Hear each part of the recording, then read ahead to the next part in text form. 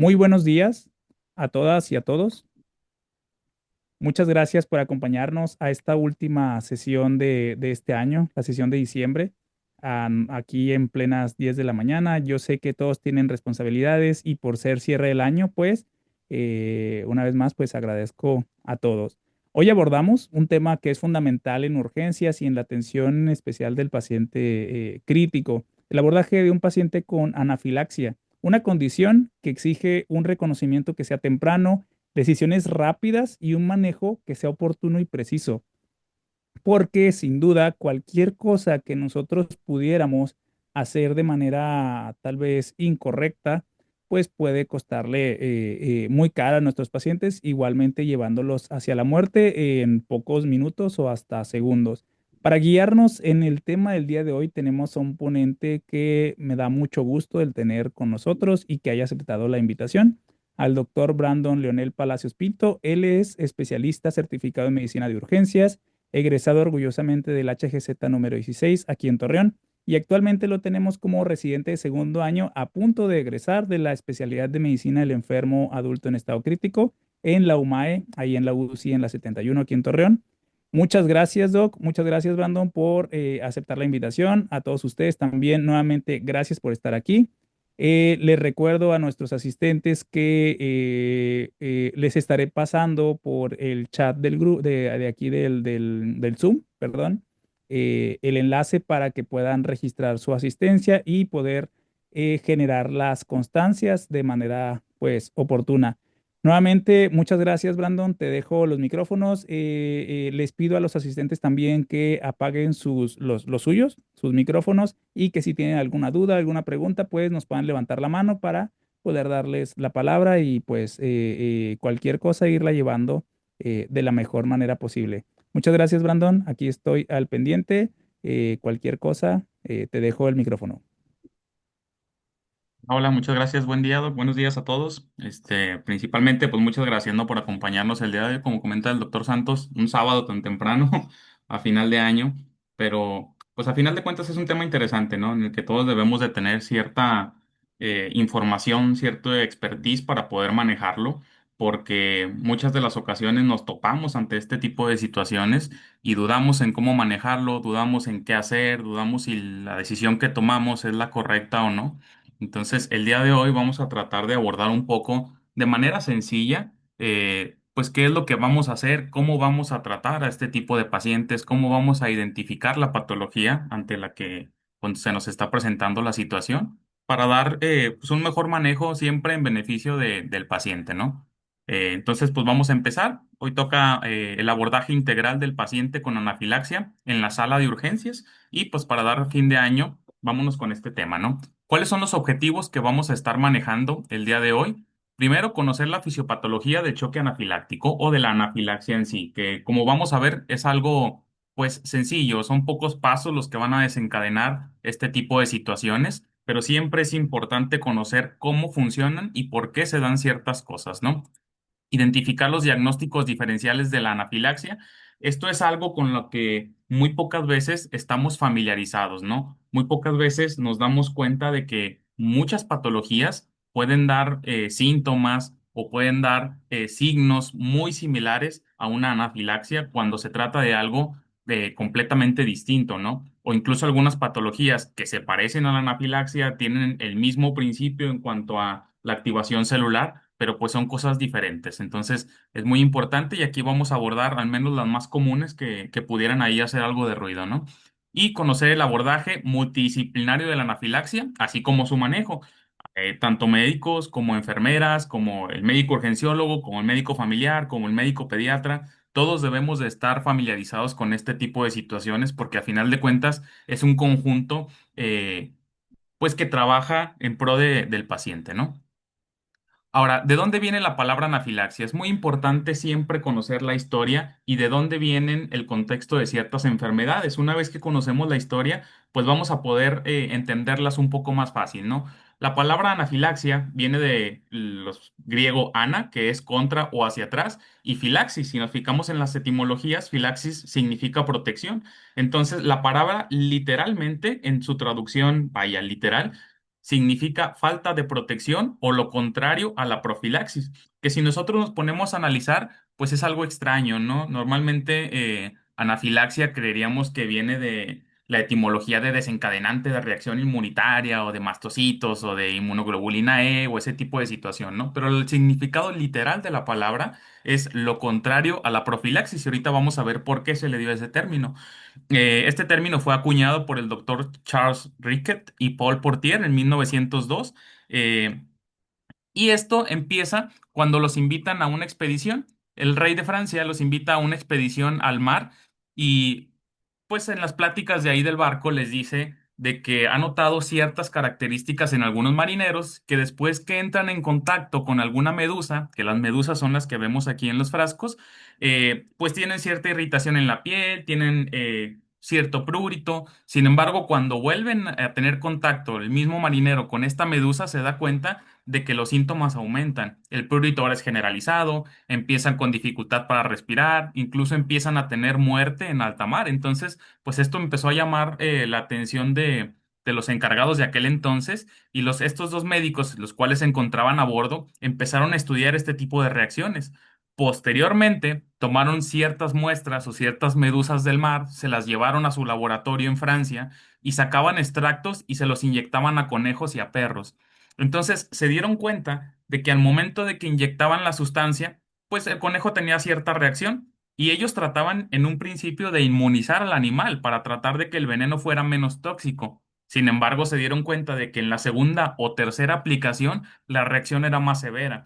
Entonces, pues es la reacción contraria a lo que normalmente esperaríamos de una vacuna, ¿no? De que con las dosis atenuadas de cierto veneno o cierto medicamento, cierto virus, etcétera, pues tuviéramos menos reacción para irnos sensibilizando. En este caso era lo contrario, por eso se le acuñó el término contrario a la profilaxis.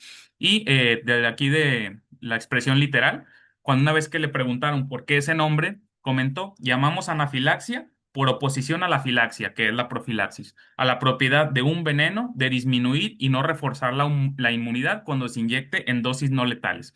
Entonces, de ahí tenemos la historia y por qué se le llamó anafilaxia, ¿no? En cuanto a la epidemiología, el pico de incidencia o lo más común en la población es en niños pequeños. Muchos de estos niños van a estar debutando en esta enfermedad. Obviamente los padres cuando se presenta el primer episodio no saben que el niño puede tener reacción a ciertos alimentos, a ciertos medicamentos. Entonces es bastante común que se presente en sala de urgencias el primer caso de nosotros o la enfermedad o el niño debutante en este tipo de situaciones, ¿no? En este caso, las visitas a los servicios de urgencias están aumentando en todos los grupos de niños, especialmente y últimamente en el caso de la anafilaxia inducida por alimentos. Esto principalmente se da en el caso de países industrializados, ¿no? Muchas de las ocasiones empezamos con teorías conspiranoicas de que los alimentos tienen muchos conservadores, incluso de que las manzanas ahora brillan más por la cera, etcétera. Pero pues siendo un poco realistas, sí es algo a tener en consideración de que entre más procesos se lleven los alimentos, entre más conservadores tengan, entre más saborizantes, sí se ha notado el aumento considerable de los casos de reacciones alérgicas, ¿no? Tal vez no tanto al alimento, pero sí a los conservadores o algunos fertilizantes que pueden utilizar en su tratamiento. Entonces, tal vez sería algo que deberíamos de tener en consideración, ¿no? Y en algunos estudios, principalmente en Estados Unidos, Canadá y en las regiones del norte de Europa, se ha evidenciado un aumento de hasta el 400% en cuanto a la frecuencia en el grupo de adolescentes. ¿Por qué? Antes, obviamente, bueno, actualmente también ya sabemos que la población o el pico de incidencia es en los niños, pero antes en los adolescentes abarcaba el 2, el 3, el 5% de la incidencia de la anafilaxia en el servicio de urgencias. Pero uno de los factores más importantes de que esto pasara es que la anafilaxia siempre, siempre, siempre ha estado subdiagnosticada, ¿sí? ¿Por qué? Porque nosotros esperamos ver anafilaxia con el paciente chocado, con el paciente con estridor laríngeo, con el paciente con edema facial, ¿sí? Y no realmente es así. Ahí ya estamos hablando de un choque anafiláctico, pero la anafilaxia tiene diversas formas de manifestarse y es importante que sepamos cuáles son para poder diagnosticarles. Por eso que conforme se le va dando un poco más de promoción a este tipo de patologías, pues obviamente la incidencia aumenta bastante, ¿no? Porque ya sabemos identificarla, eso es algo muy importante.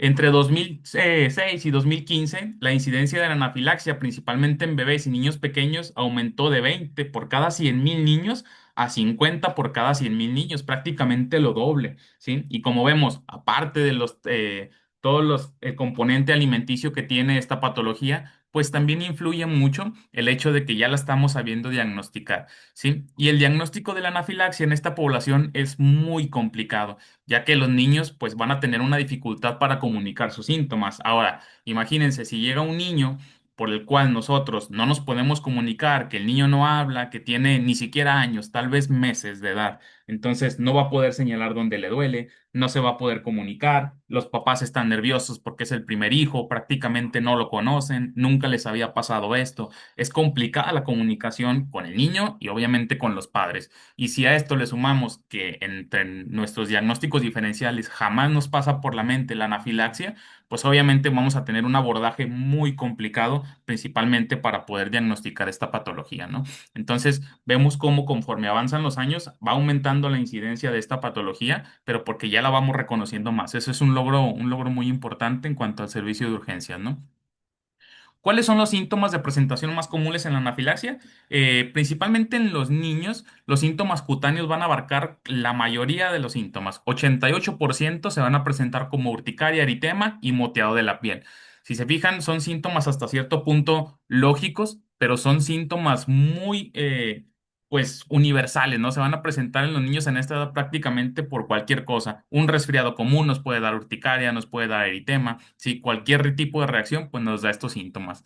Náuseas hasta en 53%, principalmente cuando los niños tienen vómitos persistentes, tos, sibilancia y estridor, que pues también hay que hacer tal vez el diagnóstico diferencial con una bronquiolitis, con una crisis asmática, sí, con una laringotraqueitis o con ese tipo de situaciones, ¿no? Somnolencia, letargo, llanto persistente, el cese del juego, perdón, o el cese del apego a los padres también es bastante común, taquicardia y en casos más severos, pues ya colapso cardiovascular. Y con menos frecuencia vamos a encontrar dificultad para tragar, dificultad respiratoria, el caso de babeo o cialorrea o angiodema, ¿no? Pero pues como les comento, esto va a ser pues en muchas patologías que pues principalmente son relativas a la edad. Sin embargo, sí es importante pues tener en consideración estos principales síntomas o síntomas pivote, como normalmente se les conoce, para poder nosotros iniciar el abordaje.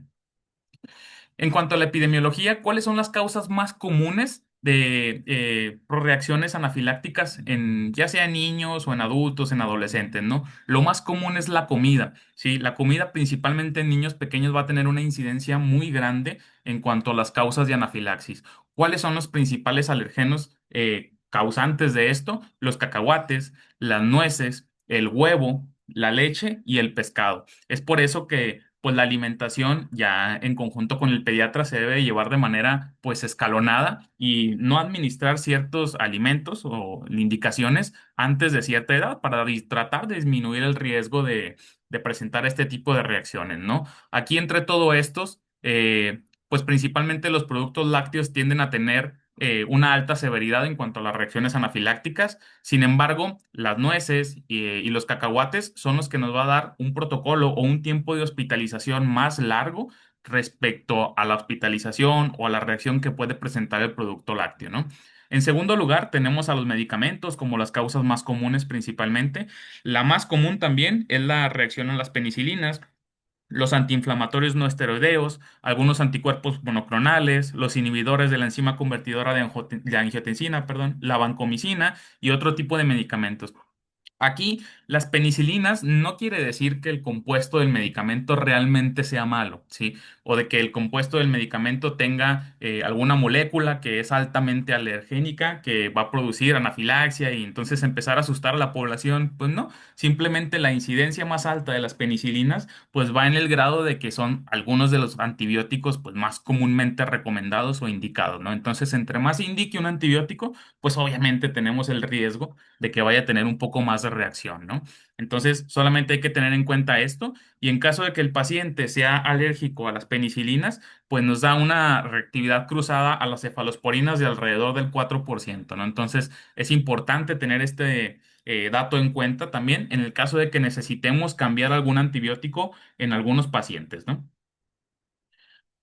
En cuanto al factor perioperatorio, los bloqueantes neuromusculares también nos pueden dar cierto tipo de reacción. Los productos sanguíneos, una reacción alérgica o anafiláctica, alguna transfusión también es bastante común, que la cual pues ha disminuido con ciertas pruebas previo a la transfusión. Sin embargo, nos vamos a encontrar tal vez en el perioperatorio pacientes que están chocados, con gasto sanguíneo demasiado elevado, que necesitan transfusión de urgencia. Entonces, en muchas ocasiones, pues no va a ser posible realizar todas las pruebas previo a la administración del paquete, las pruebas de compatibilidad y pruebas que pues normalmente ya sabemos, ¿no? Entonces, ante la urgencia en muchas ocasiones puede llegar a transfundirse sangre sin necesidad de cruzar las pruebas, tal vez el paciente que nos llegue a choque, un politrauma con fractura de fémur, ¿sí? Entonces, pues ahí tenemos que valorar el riesgo-beneficio, ¿no?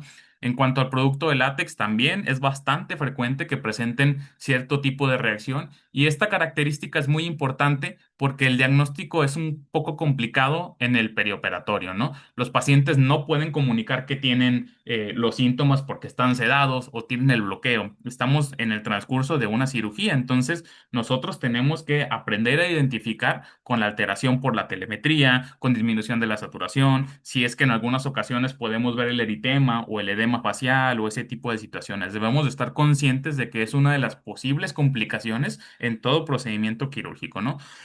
Y en cuanto a otras causas, pues tenemos picaduras de insectos, una anafilaxia inducida por el ejercicio también, que esta muchas de las ocasiones es la urticaria colinérgica y la relacionada a las vacunas y con menor frecuencia con el líquido seminal o alergia al semen, que también es bastante frecuente en cierta población, ¿no?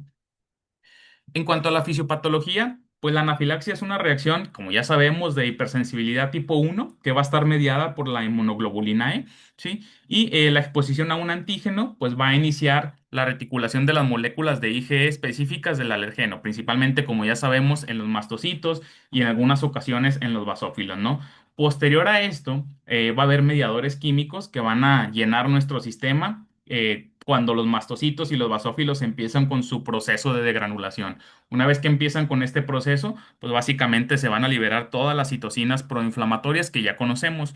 Este es un esquema muy básico, sin embargo, me gustó ponerlo porque nos divide por temporalidad qué es lo que va a estar pasando, ¿no? Una vez que inicia el contacto con la inmunoglobulina E, vamos a tener compuestos que ya van a estar preformados. Entonces, estos solamente se van a liberar, no necesitan metabolizar nada. Por eso, las reacciones con la histamina, con la triptasa, con los proteoglucanos y la carboxipeptidasa A van a ser en los primeros 5 minutos, porque estos compuestos ya están listos al interior de la célula. Entonces, es aquí cuando empieza el proceso de degranulación.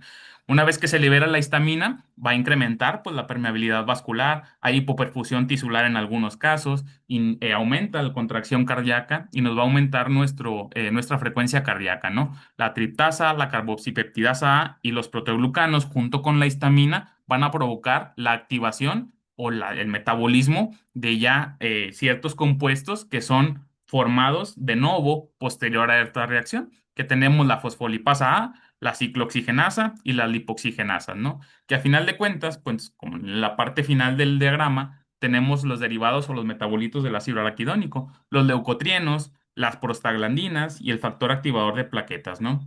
Ahora, si nos fijamos en los derivados del ácido araquidónico, es bastante común que en los leucotrienos, el primero tenemos o la manifestación broncoconstricción.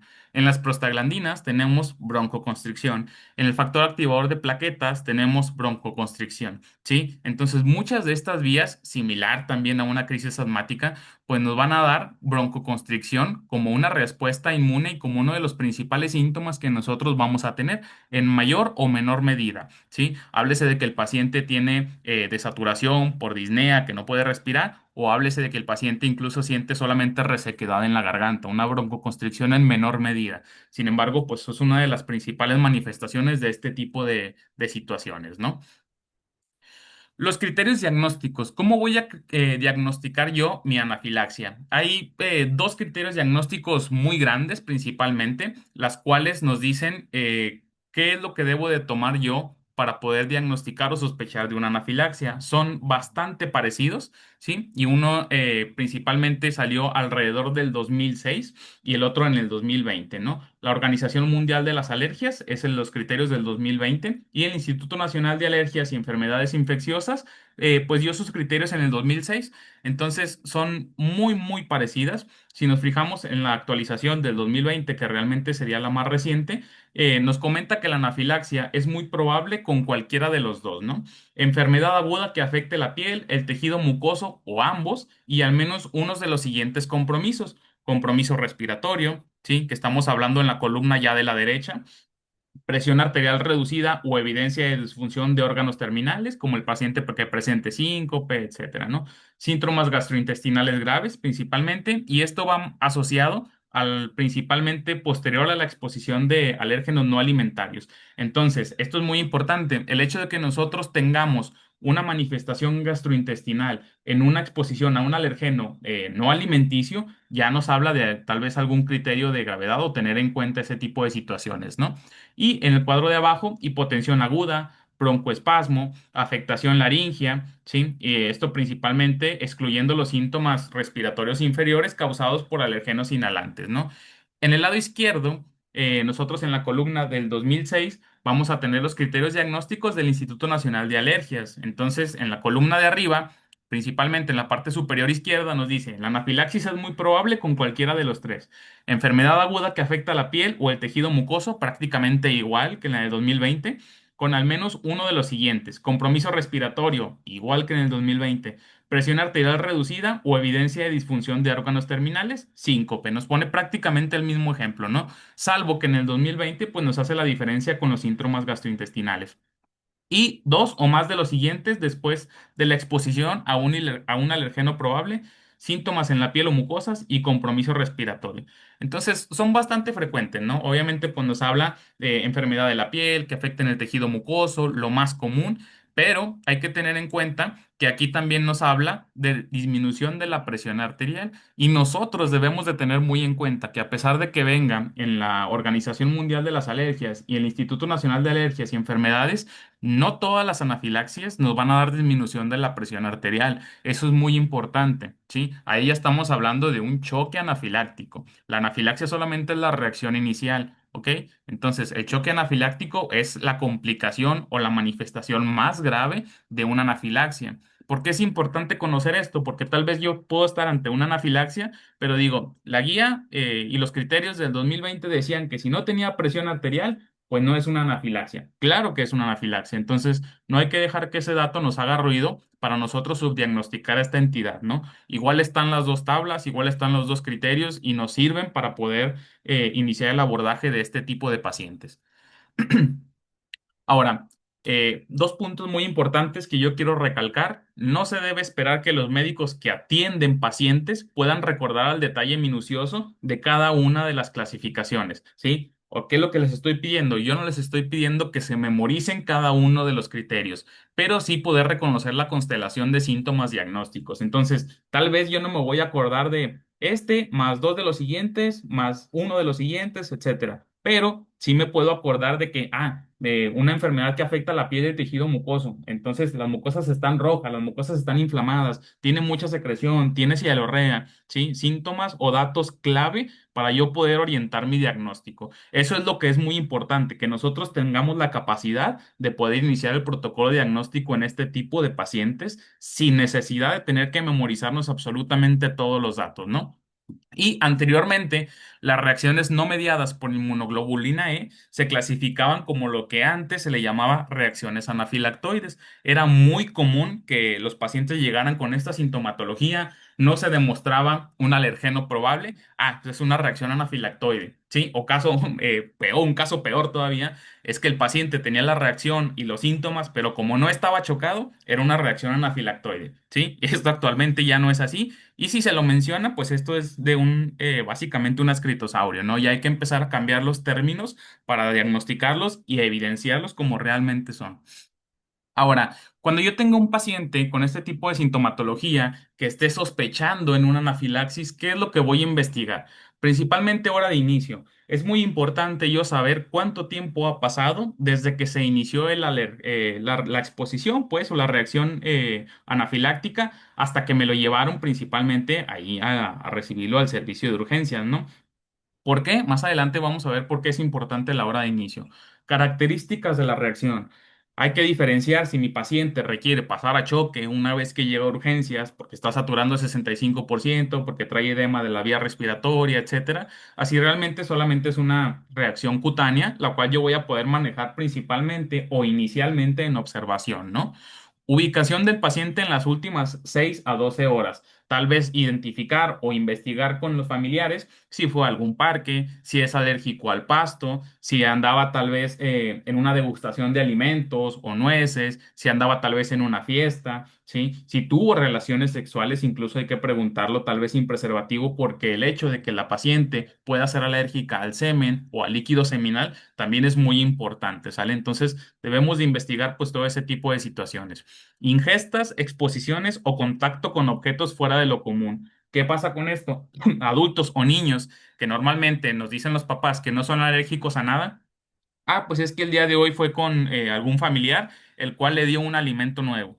Adolescentes o incluso ya adultos, de que, es que nunca había probado este alimento, pero el día de hoy me invitaron a comer a un restaurante cierta cantidad de alimentos que yo nunca he consumido. También hay que investigarlo, ¿sale? Porque puede ser una causa del desencadenante de este tipo de reacción.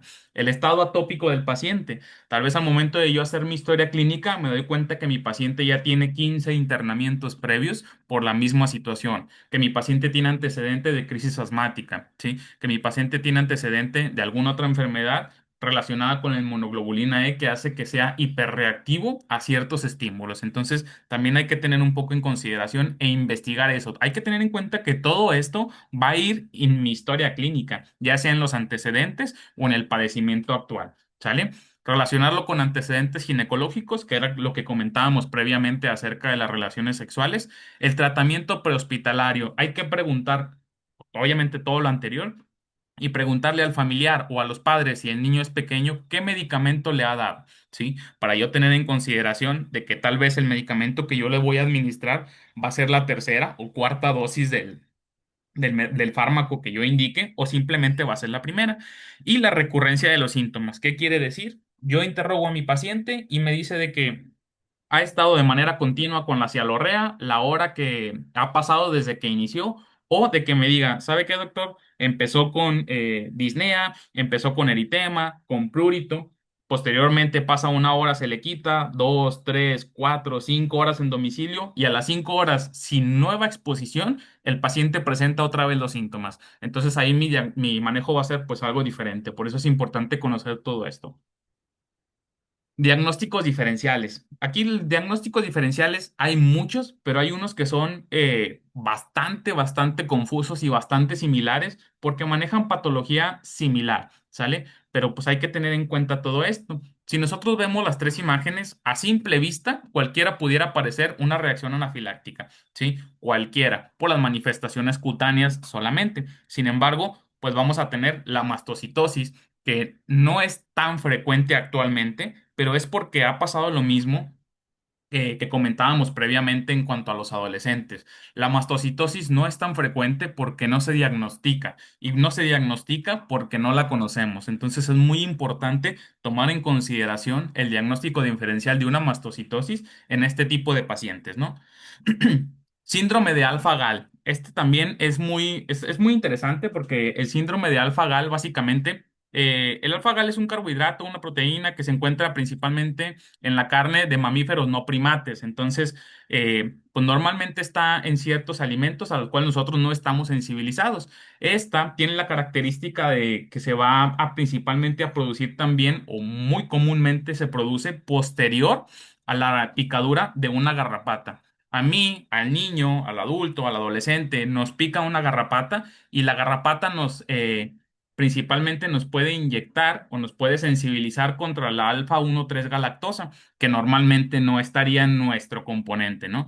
Nuestro cuerpo lo toma como una sustancia extraña realiza sensibilización contra la alfa 1,3 galactosa y posterior a eso que se sensibiliza, al momento en que nosotros ingerimos este producto en alguna carne, realmente vamos a tener una respuesta porque pues nuestro cuerpo ya lo toma como si nos hubiera picado otra garrapata, ¿no? Esto sería una manera un poco muy simple de explicarlo, pero para que vayamos entendiendo por qué se produce esto. Y es a lo que se le conoce como síndrome de alfa-gal, principalmente a la incidencia que tiene este oligosacárido, ¿no? Y la alfa-triptasemia hereditaria también es bastante frecuente. Comparten una fisiopatología similar en cuanto al involucramiento de eh, pues mastocitos, de granulaciones y ese tipo de situaciones, ¿no? Pero pues tener en cuenta todos los diagnósticos diferenciales. Ahora, diagnósticos diferenciales, pues les digo, son muchos, hay algunos que son más comunes que otros. Los desórdenes principalmente del mastocitos, activación del síndrome mastocitario, alfa-triptasemia hereditaria, ya lo habíamos visto. En cuanto a las reacciones cutáneas, tenemos la rosácea, el feocromocitoma, algunos tumores, reacciones a la vancomicina, ¿sí?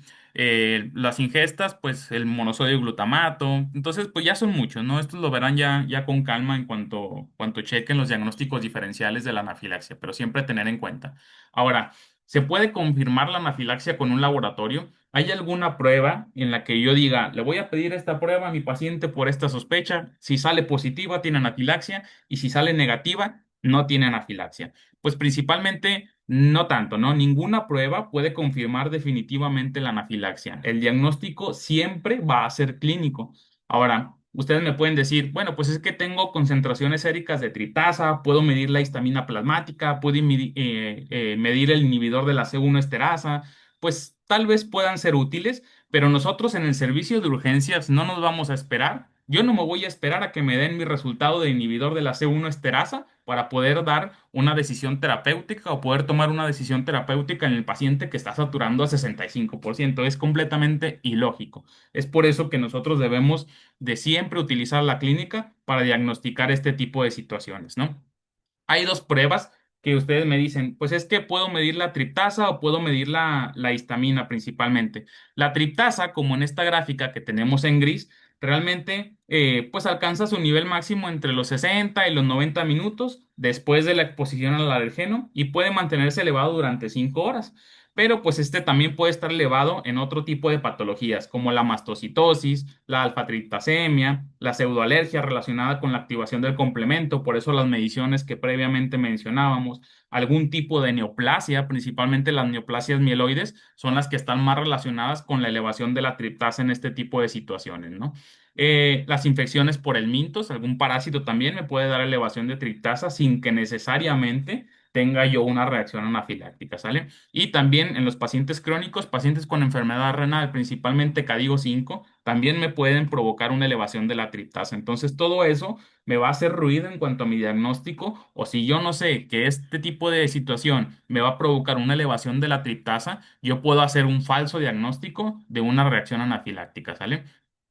En cuanto a la línea roja que tenemos junto a la triptasa, que es la histamina, los niveles de histamina son mucho más sensibles que la triptasa, pero tampoco pueden ser útiles al 100%. ¿Por qué? Si bien alcanzan su punto máximo, como vemos en la gráfica, en menos de 60 minutos, solo van a permanecer elevados estos 30 o 60 minutos. Después de eso, los niveles van a normalizarse. En muchos lugares o ciudades grandes en donde mi traslado desde que inicia el cuadro hasta el hospital me lleva más de una hora, ciudades con mucho tráfico, al momento en el que yo llegue, en lo que hago el interrogatorio, en lo que abordo al paciente, en lo que toman las muestras, en lo que se procesan, obviamente ya pasaron más de 60 minutos. Entonces, una vez que yo tenga el resultado de histamina, pues va a ser normal, ¿no? Entonces, pues tampoco sirve tanto y el diagnóstico siempre va a ser clínico. Por eso hay que estar capacitados en este tipo de situaciones. Una vez que yo tengo el diagnóstico de mi anafilaxia, ¿cómo la voy a tratar? ¿Qué es lo que voy a hacer? Obviamente, el pilar que todos conocemos, la epinefrina, ¿no?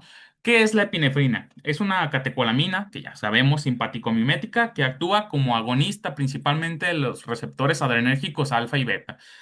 Dependiendo de los receptores, vamos a tener diversas pues funciones de la epinefrina. En caso de los receptores alfa 1, vamos a tener vasoconstricción, ¿sí? Y que va a disminuir la permeabilidad vascular. Esto es muy importante porque nos va a frenar de golpe una de las principales manifestaciones, pues, de la anafilaxia o en determinado momento también de un choque anafiláctico, ¿no? En cuanto a los receptores beta 1, nos va a incrementar nuestro gasto cardíaco, nos va a incrementar nuestro inotropismo y nos va a incrementar micronotropismo, ¿sale? Y en el caso de los receptores beta 2, nos va a provocar broncodilatación, que como ya lo vimos, los derivados del ácido araquidónico nos van a producir broncoconstricción. Entonces, pues básicamente esto va a anular todos los efectos que nos pueda provocar la reacción anafiláctica.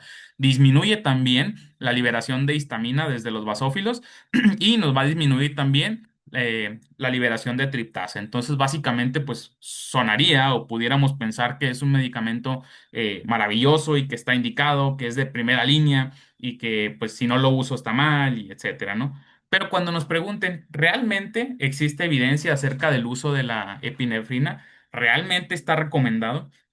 Nosotros sabemos que un medicamento va a estar recomendado por el Gold Standard, ¿sí? Que van a ser los ensayos clínicos aleatorizados.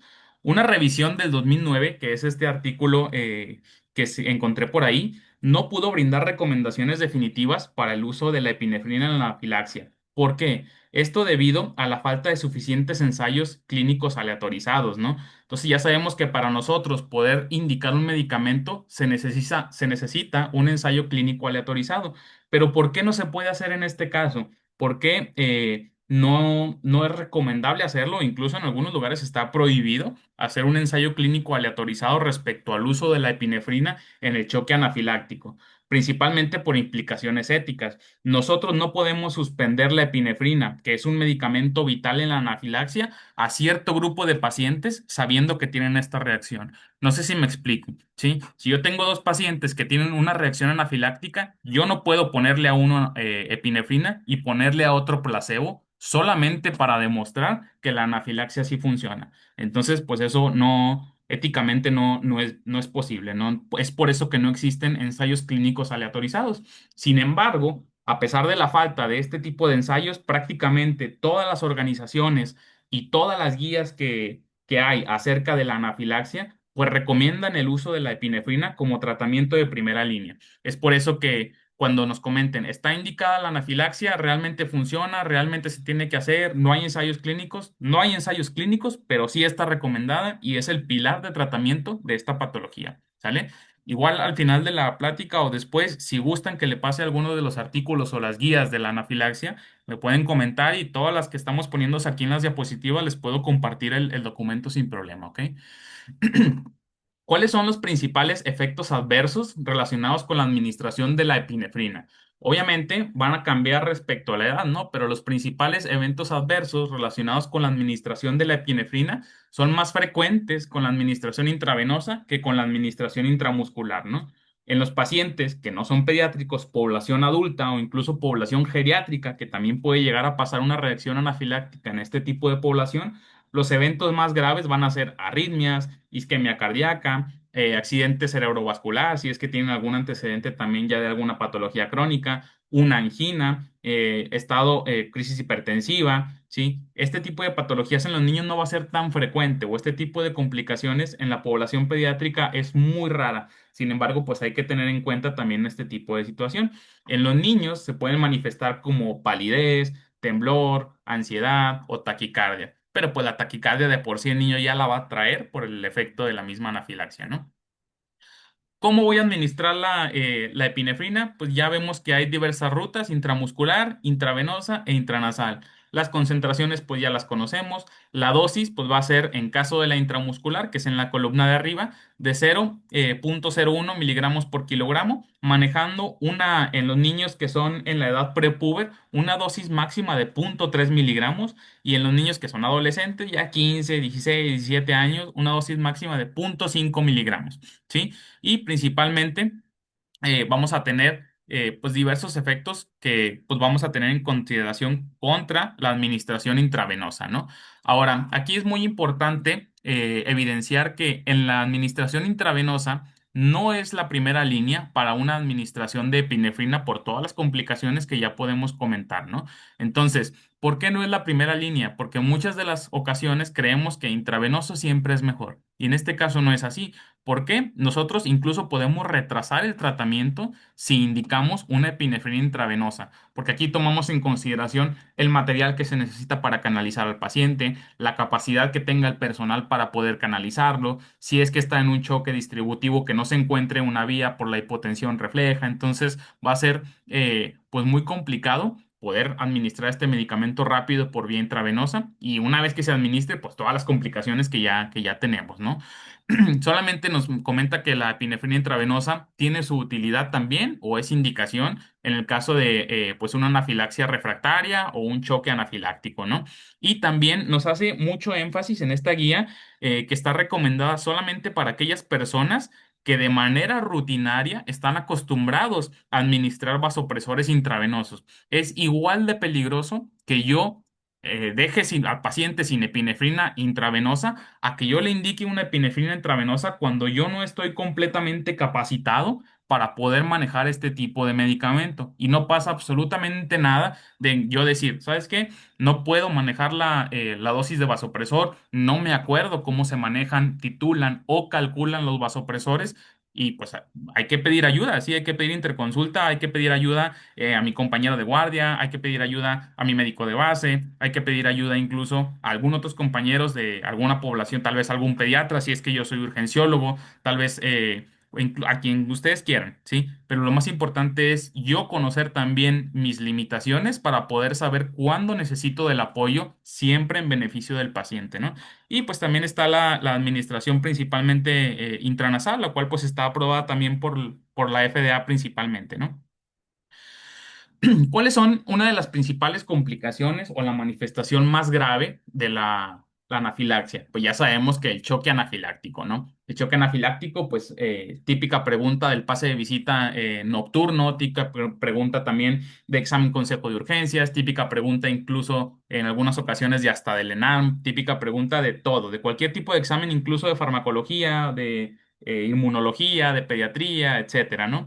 La manifestación más grave de la anafilaxia es el choque anafiláctico, que dentro de la clasificación de los choques corresponde al choque distributivo, ¿sí? Entonces, si nosotros tenemos una exposición a algún alergeno, pues vamos a tener que se puede presentar como una reacción anafiláctica o reacción no anafiláctica, ¿sí? Hay que recordar lo del ascritosaurio, de que ya no se dice reacción anafilactoide, eso es muy importante, ¿sí? Y una vez que nosotros tenemos la manifestación más severa de este tipo de situación, pues va a disminuir el retorno venoso. Entonces, por lo tanto, disminuye el gasto cardíaco, por lo tanto, aumenta el gasto cardíaco, por lo tanto, disminuyen las resistencias vasculares periféricas, etcétera, ¿no? Entonces, esto pues va a ser independientemente de la reacción o la severidad de la reacción, sino más bien de la sensibilidad que tenga el paciente a este tipo de soluciones, ¿no?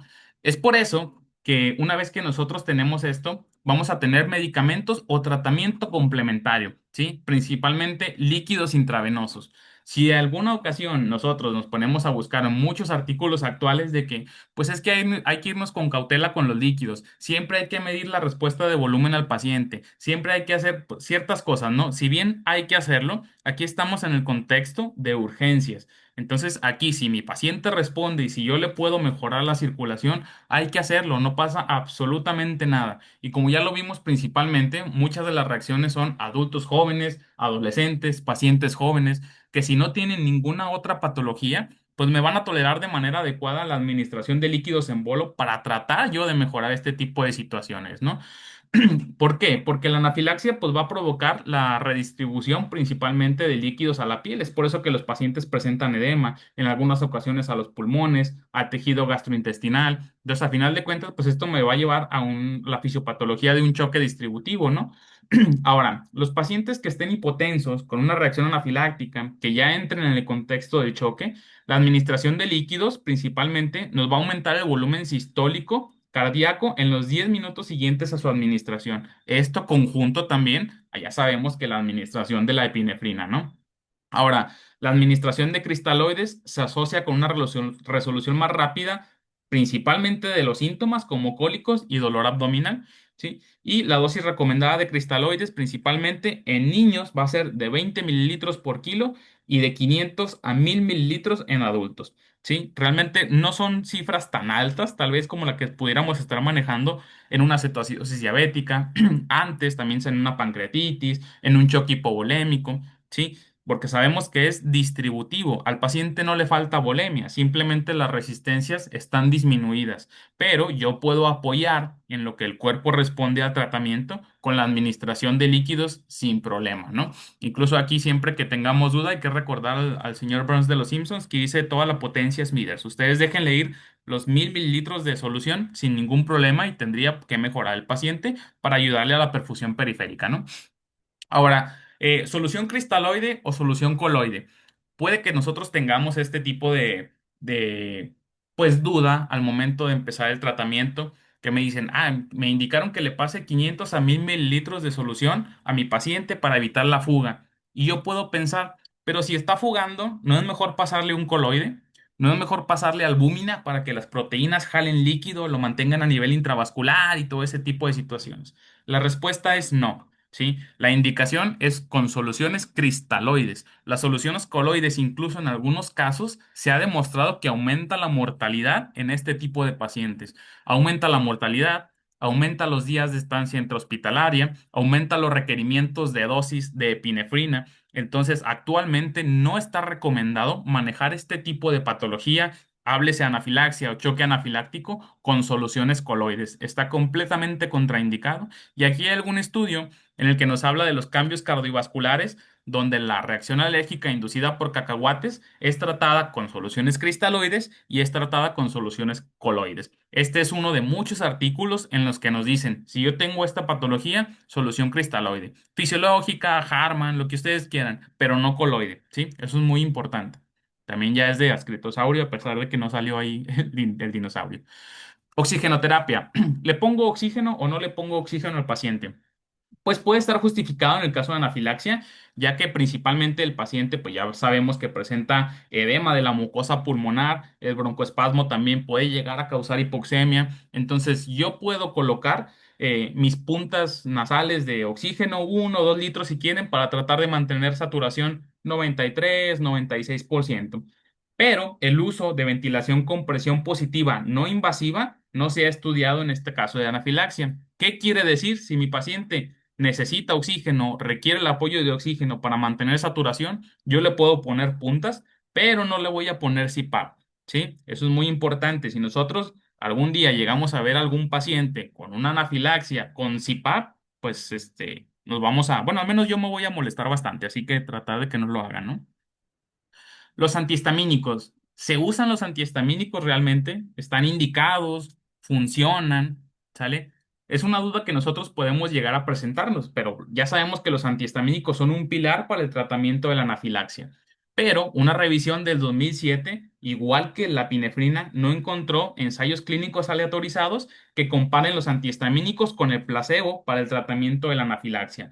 Y la conclusión de este estudio, en este caso, pues nos dice de que no hay evidencia sustancial que respalden el uso, ¿sí? Hay que tener en cuenta que este tipo de situaciones nosotros tenemos que también analizarla, ¿no? No solamente dejarnos guiar por lo que dicen estudios del 2007, pero en este estudio nos dice que los antagonistas, principalmente H1, no alivian la obstrucción de las vías respiratorias, no alivian la hipotensión o el shock, ¿sí? No afecta la liberación de los componentes alergénicos de los basófilos y los mastocitos. Entonces, hay que tener en cuenta ese tipo de situaciones, ¿no? Y principalmente que, como todos los medicamentos, pues tienen sus efectos secundarios. También pueden estar asociados con efectos secundarios cardiovasculares o empeoramiento de la hipotensión. ¿Sale? Entonces, la administración de este tipo de medicamentos no debe retrasar el tratamiento con epinefrina, pese a lo que pues, se pueda llegar a pensar, ¿no? Ahora, los antagonistas H2, al igual que los H1, hay muchas revisiones sistemáticas que no muestran ningún beneficio en la anafilaxia con bloqueadores H2. Pero, a pesar de esto, pues han demostrado cierto beneficio en el tratamiento de la urticaria con efectos secundarios mínimos. Ojo, de la urticaria, ¿sí? No del choque anafiláctico, no de la hipotensión, no la obstrucción de las vías respiratorias. ¿Sí me explico? Entonces, si por ejemplo tengo a mi paciente con anafilaxia que tiene broncoespasmo, tiene cialorrea, tiene disnea, yo no voy a priorizar la administración de un antagonista H2 en comparación con la epinefrina, ¿no? Solamente nos sirven para aliviar o está evidenciado para aliviar la urticaria. ¿sale? Pero pues con las consideraciones de los efectos secundarios que ya conocemos, ¿no? Broncodilatadores. En un caso de los broncodilatadores, los agonistas beta 2 de acción corta, principalmente como el albuterol que se puede presentar, se utilizan con mucha frecuencia para tratar la dificultad respiratoria, porque ya sabemos que pues, una de las principales manifestaciones es la broncoconstricción, ¿no? Si utilizamos broncodilatadores, vamos a ayudar un poco con la sintomatología y con el confort del paciente, ¿no? En caso de que se utilicen, pues la solución o la dosis es la misma que para que utilizamos con el asma, que son 2,5 a 5 miligramos inhalados, repetidos cada 20 minutos, ¿no? Mediante la nebulización. Entonces, pues, nebulizaciones de rescate ayudan, sí, sí ayudan. Glucocorticoides. Aquí se van a utilizar con bastante frecuencia en la anafilaxia aguda principalmente, conjunto con, perdón, con la dosis de epinefrina, ¿sale? Sin embargo, pues sabemos que la epinefrina, pues es el medicamento que está principalmente recomendado, ¿no? Una revisión también y múltiples análisis no han demostrado ningún beneficio en este apartado de los glucocorticoides en la prevención de las reacciones bifásicas. ¿Qué es la reacción bifásica? Pues es la reacción de la anafilaxia posterior a que pasan igual o más de 6 horas a la primera reacción o al primer cuadro de anafilaxia, ¿sale? Entonces, antes se creía de que si el paciente presentaba un cuadro de anafilaxia, le voy a dejar glucocorticoides porque me disminuye la incidencia de una reacción bifásica. Actualmente no es así. Si bien nosotros, pues pueden ayudar principalmente bajo ciertos contextos muy específicos, no se deben de utilizar de rutina y muy importante, no han demostrado beneficio en las reacciones o en la prevención de las reacciones bifásicas. ¿Sale? Hay que tener principalmente esto en cuenta. Y las guías más actuales, principalmente de la anafilaxia, no nos van a recomendar el uso rutinario de corticosteroides y aquí, como les digo, se utilizan en condiciones muy específicas y una de las que comenta la guía es que puede ser beneficioso en niños que cuentan con el antecedente de asma más una reacción anafiláctica. En este caso que yo tenga estos pacientes, pues sí puedo considerar, ojo, considerar utilizar glucocorticoides. Las dosis de los glucocorticoides, pues principalmente dexametasona, 0,6 miligramos por kilo, prednisolona, 1 miligramo por kilo y metilprednisolona, 1 miligramo por kilo, máximo 125 miligramos. ¿Ok? Vasopresina.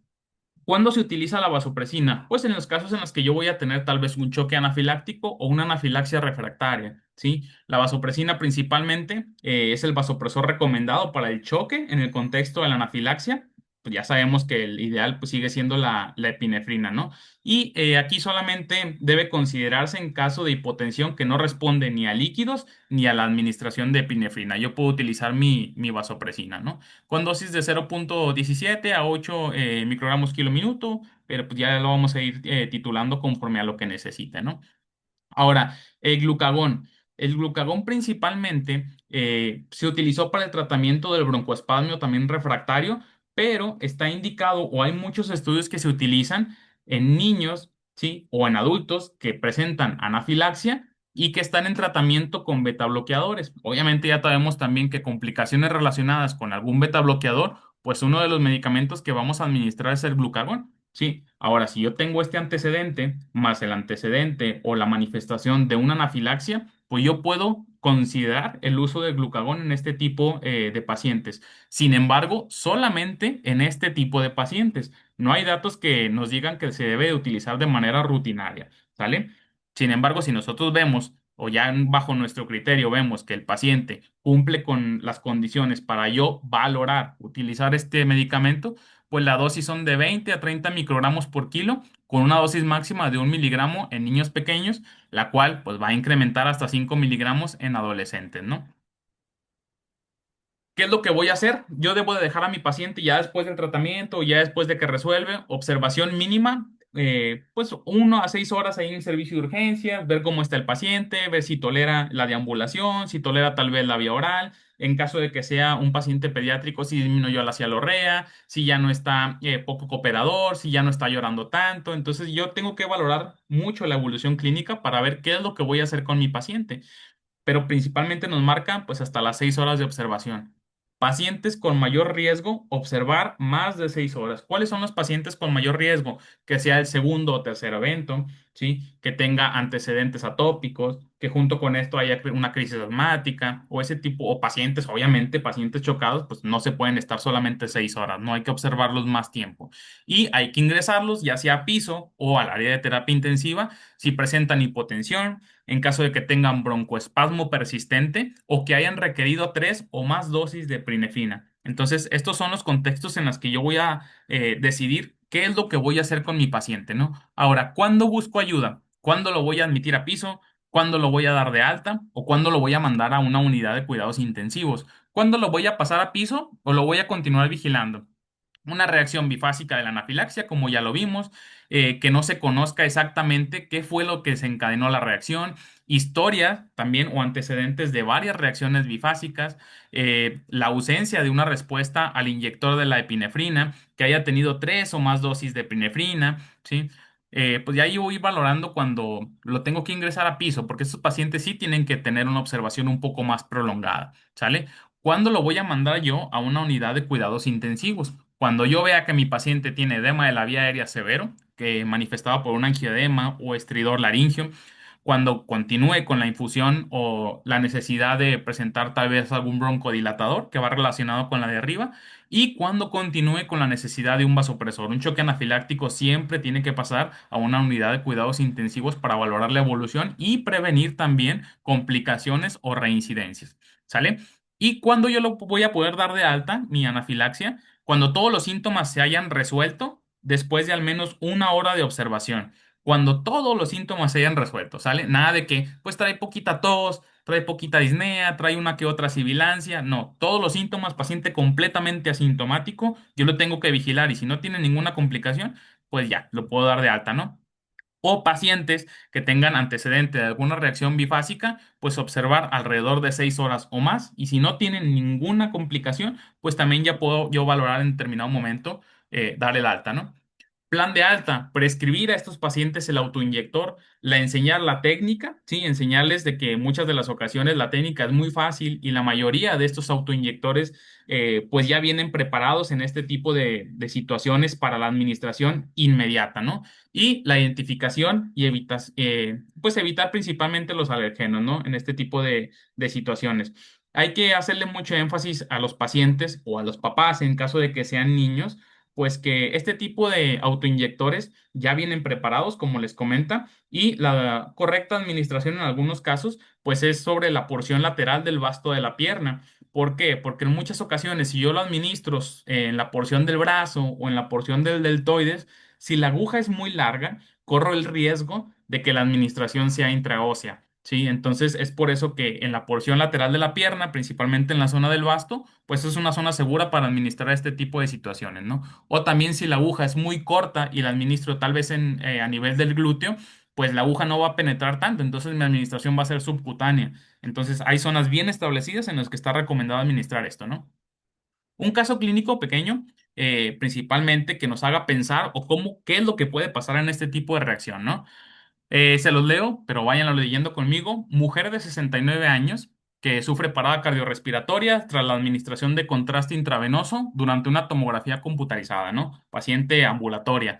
Alterna ritmos de fibrilación ventricular y asistolia durante la reanimación. Presentaba inestabilidad hemodinámica y precisó el uso de noradrenalina y dobutamina a su ingreso en una unidad de cuidados intensivos, ¿no? La paciente tenía trazados electrocardiográficos con bradicardia y ascenso del segmento ST en cara inferior. Se le realiza una ecografía a la paciente en fase aguda que muestra segmentaridad del territorio inferior y estos datos pues, son compatibles con afectación de la arteria coronaria derecha. Perdón por las imágenes del electrocardiograma, pero pues sí es el electrocardiograma real del caso de la paciente, es por eso que se ve un poco mal. Y en el caso de la derecha tenemos el electrocardiograma y la angiografía realizada a la paciente, ¿no? Ahora, tras un pico de troponina ultrasensible de 29.700, la coronariografía emergente no reveló lesiones. La paciente posterior a eso tuvo una rápida recuperación con retirada del soporte vasoactivo, retirada del soporte hemodinámico y en el segundo día de estancia en unidad de cuidados intensivos pues se logró retirar todo, tuvo normalización en el electrocardiograma y la ecografía y posteriormente la paciente se dio de alta, ¿no? Ahora, ¿en qué pensarían? ¿Por qué pasó todo esto? ¿Sí? Les doy unos 10 segundos, 15. para que piensen y el que le atine al caso clínico se va a llevar un cupón para pedir una pizza, ¿sale? Ahí tomen sus 5 o 10 minutos para, 10 minutos, 10 segundos para pensar, ya cada quien respóndase solo, ¿sale? Y lo que pasó en este paciente, principalmente, es algo conocido como síndrome de Kunis, ¿sí? El síndrome de Kunis va a ser aquel síndrome coronario agudo que va a estar desencadenado por una reacción de hipersensibilidad. Es una manifestación cardíaca de una reacción de hipersensibilidad, ¿sí? Tal vez nunca lo hemos escuchado, ¿sí? Y menos diagnosticado porque no lo conocemos. Entonces es muy importante tener en cuenta todo este tipo de situaciones, ¿no? Se divide en tres tipos principalmente. El tipo uno, que la mayoría, el 75% de los casos van a ser tipo uno, en la que se va a producir solamente un vasoespasmo con arterias coronarias sin lesiones, ¿sí? Caso parecido a lo que se conocía también como el Minoca, ¿no? El tipo 2, en donde una enfermedad o una base con una enfermedad arteriosclerótica va a aparecer vasoespasmo con erosión o ruptura de la placa. Y en el tipo 3, en el que se va a producir también una trombosis del stent previamente implantado posterior a una reacción alérgica, ¿no? Entonces, solamente puse este caso para tener en cuenta que existen varias manifestaciones de la patología en las que nosotros tenemos que tener en cuenta y varias complicaciones también que debemos, pues, en determinado momento de conocer, ¿no? Pero pues el síndrome de Kunis ya será tema para otra sesión de Somel el otro año, ¿no?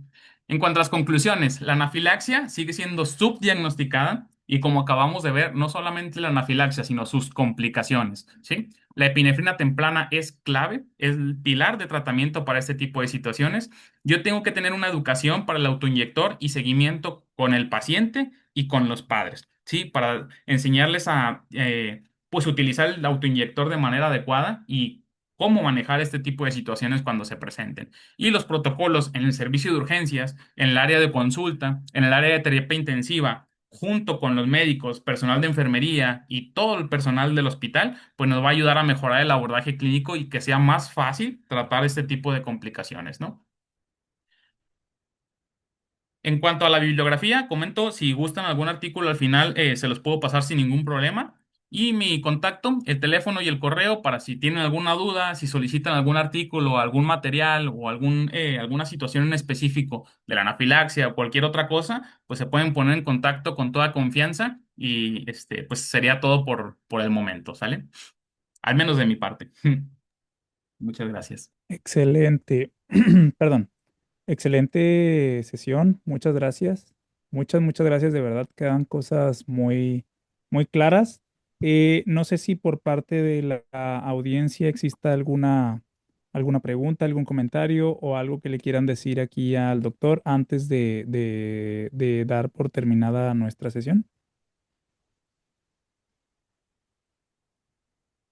La verdad me parece, Brandon, que está muy completo la ponencia del día de hoy.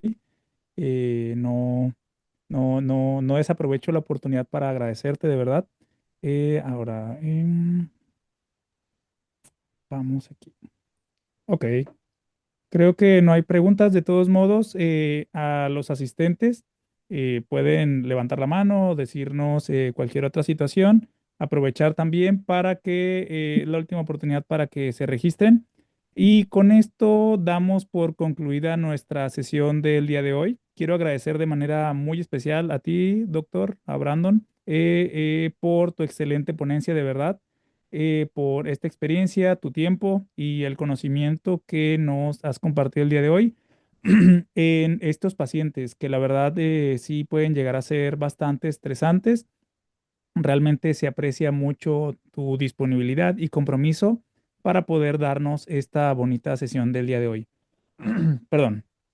Agradezco también a cada uno de ustedes por su asistencia, por mantenerse conectados, las felicitaciones que le están dando y pues estar a lo largo de todo este año pues aquí conectándose cada último sábado del mes, ¿no? Gracias también por seguir fortaleciendo este espacio y por hacer posible que siga creciendo esta comunidad.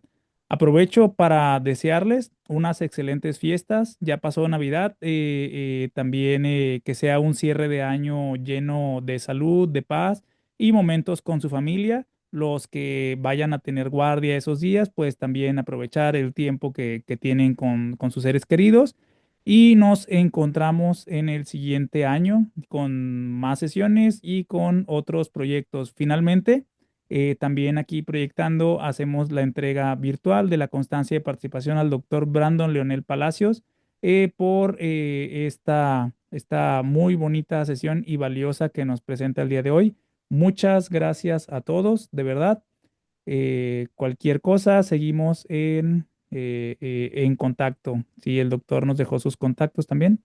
A ver, aquí dice, nada más dice excelente ponencia. Muchas gracias, doctora Verdín. Ah, dice que la doctora Verdín quiere su cupón de pizza, Brandon, ahí para hacérselo llegar. Sí, la Este, doctora Verdín efectivamente le atinó al síndrome de Cunis, pero el cupón es para pedir la pizza, ella la paga. ok, bueno, ahí vamos viendo eso. Felicidades y saludos te mandan. Sí, andas muy solicitado, Brandon. Muy bien, Saludos muchísimas a todos. gracias. Muchas gracias, Brandon, de verdad. En los siguientes días te hago llegar de manera pues virtual el documento de la sesión del día de hoy. Muchísimas gracias. Con esto doy por cerrado nuestra sesión. Muchas gracias a todos. Saludos. Gracias, saludos. Saludos.